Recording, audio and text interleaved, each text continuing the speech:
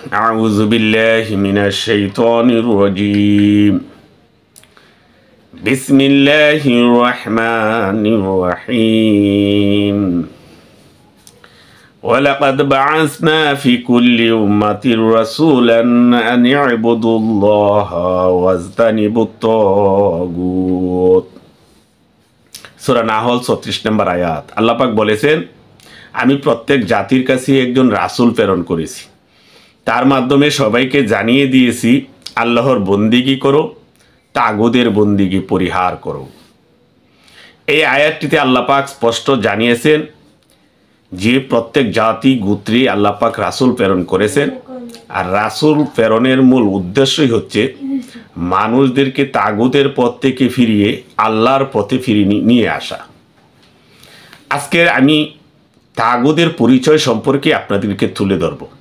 আমাদের সমাজে সব ওয়াজ হচ্ছে নামাজ, রোজা, হজ, যাকাত, কিন্তু তাগুদের ওয়াজ খুব কমই হয়। কারণ তাগুদ এমন একটি জিনিস যে পরিচয়টা যদি আপনি তুলে ধরেন তাহলে একটা শ্রেণী আপনার শত্রু হতে পারে, আপনি কিছু মানুষের রোষানলে পড়তে পারেন। কারণ তাগুদের পরিচয় যখন আপনি তুলে ধরবেন, আল্লাহ পাক সূরা বাকারা 256 নম্বর আয়াতে বলেছেন, ফামান ইয়াকফুর বিত-তাগুত ওয়া ইউমিন বিল্লাহ, যারা তাগুতকে অস্বীকার করে, তাগুদের সাথে কুফরি করে আল্লাহর প্রতি ঈমান আনলো, ফাকাদ ইসতামসাকা বিল উরওয়াতিল উসকা লা ইনফিসামা লাহা, সে এমন এক মজবুত রজ্জু ধারণ করলো যা কখনোই ছিন্ন হওয়ার নয়। তো এই আয়াতটি তো আল্লাহ পাক স্পষ্ট জানিয়ে দিয়েছেন যে ঈমান আনতে হলে আগে তাগুতকে অস্বীকার করতে হবে। তাগুতকে অস্বীকার করে যারা আল্লাহর প্রতি ঈমান এনেছে তারা এমন এক মজবুত হাতল ধারণ করেছে যেটা তাকে সফলতার স্বর্ণ শিখরে নিয়ে যাবে এবং এটা কোনোভাবেই ছিন্ন হওয়ার নয়। তাগুত সম্পর্কে প্রত্যেকটা ঈমানদার যারা পরকালে বিশ্বাস করে তাদের জানা দরকার। কারণ তাগুদের অনুসরণ করে নিজেকে যতই ঈমানের দাবি করুক কিচ্ছু লাভ হবে না, কারণ তাগুদের অনুসরণকারীর ঈমান আল্লাহর কাছে গ্রহণযোগ্য নয়। সূরা নিসার 60 নম্বর আয়াতে আল্লাহ পাক তাগুতের পরিচয় তুলে ধরেছেন। আল্লাহ পাক বলেন, আলাম তারা ইলাল্লাযীনা ইয়াজউমুনা আন্নাহুম আমানু বিমা উনজিলা ইলাইকা ওয়া মা উনজিলা মিন ক্বাবলিকা ইউরিদুন।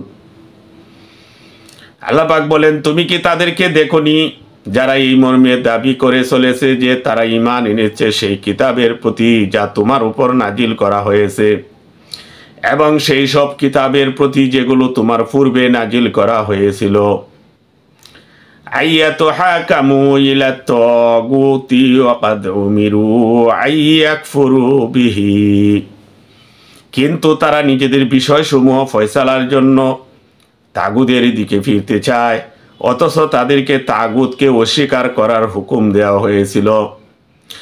ওয়া ইউরিদু শাইতানু আইয়ুদিল্লাহুম দালালাম বাঈদা, শয়তান তাদেরকে পথভ্রষ্ট করে সরল সোজা পথ থেকে সরিয়ে অনেক দূর নিয়ে যেতে চায়। এই আয়াতটিতে আল্লাহ পাক তাগুদের পরিচয় তুলে ধরেছেন।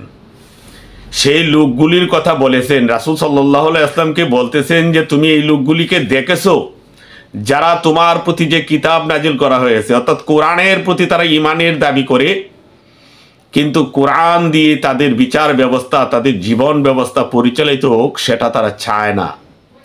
এইখানে তারা তাগুদের দিকে ধাবিত হয়। আল্লাহ পাক বলেন, আমি তো তাগুতকে অস্বীকার করতে হুকুম করেছিলাম।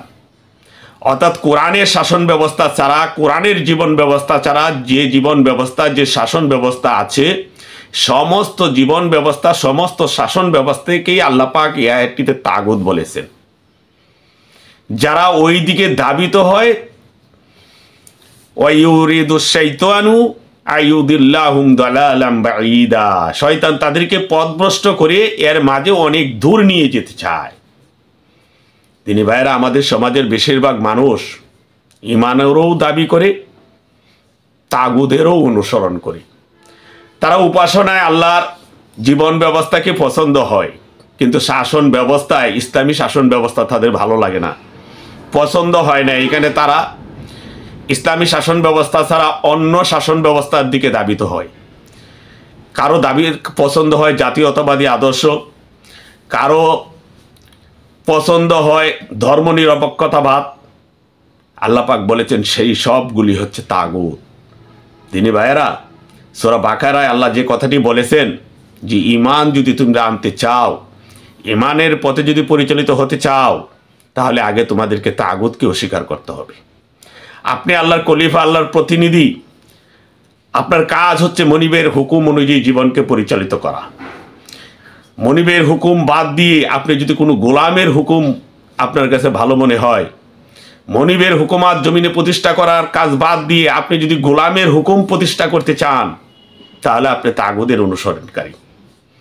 আর তাগুদের অনুসরণকারীর ঈমান আল্লাহর কাছে গ্রহণযোগ্য নয়। আল্লাহর পথ হচ্ছে ইসলামের পথ। এই পথ ছাড়া যত পথ আছে সমস্ত পথই হচ্ছে শয়তানের পথ। সূরা নিসার ৭৬ নম্বর আয়াতে আল্লাহ পাক বলেছেন, আল্লাযীনা আমানু ইউকাতিলুনা ফি সাবিলিল্লাহ ওয়াল্লাযীনা কাফারু ইউকাতিলুনা ফি সাবিলিত তাগুত। যারা ঈমানের পথ অবলম্বন করেছে তারা লড়াই করে আল্লাহর পথে, আর যারা কুফরির পথ অবলম্বন করেছে তারা লড়াই করে তাগুদের পথে।